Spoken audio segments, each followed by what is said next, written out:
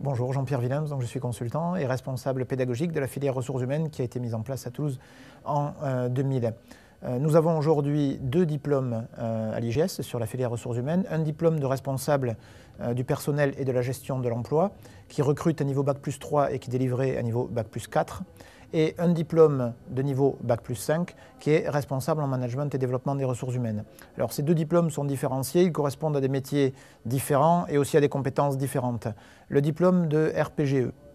donc qui est délivré à niveau Bac+4, permet aux étudiants d'être opérationnels sur l'intégralité de la gestion des ressources humaines, donc sur l'intégralité du champ de la fonction. Donc ce sont des étudiants qui sont en capacité de conduire des entretiens de recrutement, qui sont en capacité de gérer la paye et les rémunérations, qui sont en capacité de gérer la formation dans l'entreprise et le développement des compétences, qui peuvent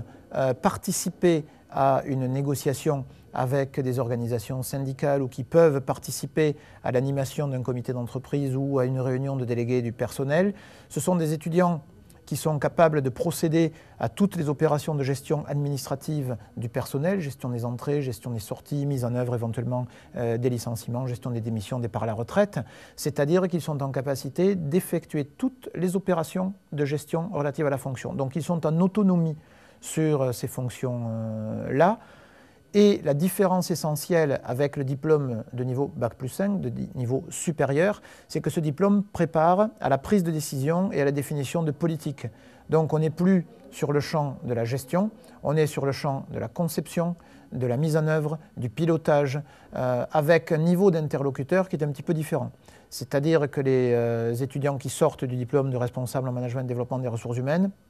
sont des étudiants qui sont en capacité de participer à un comité de direction, de discuter avec un dirigeant d'entreprise, de définir avec lui la politique ressources humaines, de le guider pour faire des choix sur la politique de gestion des ressources humaines, de travailler avec le DAF sur la dimension financière et budgétaire des ressources humaines et de faire des arbitrages. Ils sont capables de travailler avec les responsables des services techniques, les opérationnels, les managers, les services informatiques, bref, qui ont un niveau, une capacité d'intervention à un niveau supérieur, proposer des choix, élaborer des politiques. Et ensuite, sur chaque segment de la gestion des ressources humaines, c'est-à-dire aussi bien le recrutement que le développement de compétences, les politiques de rémunération, toutes les opérations de gestion administrative, la négociation sociale, les représentations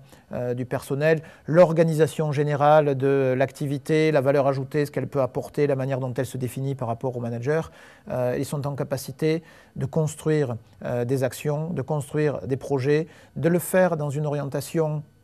à la fois, ce qui est la marque de l'IGS, à la fois sociale, on s'occupe des individus, des personnes, et à la fois de s'inscrire dans les logiques économiques de l'entreprise, donc d'avoir une approche business assez développée, de parler finalement le même langage que les managers. On insiste beaucoup sur ce diplôme de niveau 5, sur la capacité des étudiants à être l'interlocuteur de personnes qui ont des préoccupations variées, voire différentes, voire opposées. Quand on est aux ressources humaines, et c'est une des difficultés du métier, on est souvent au milieu de contraintes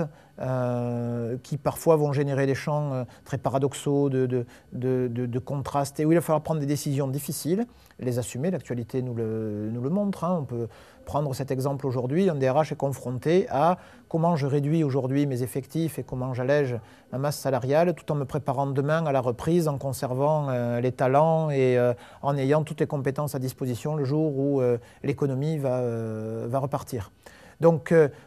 ici, ça demande beaucoup de capacité d'adaptation et au-delà de la maîtrise technique